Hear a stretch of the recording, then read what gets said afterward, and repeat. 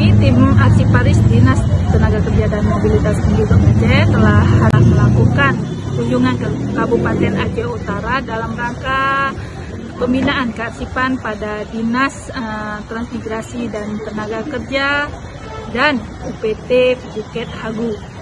Setelah kami melakukan pembinaan, banyak kendala yang harus dibenahi, yaitu sumber daya yang belum tersedia, yaitu sumber daya kearsipan yang belum tersedia, dan juga belum tertatanya arsip sesuai dengan peraturan Undang-Undang Nomor 43 Tahun 2009 tentang kearsipan.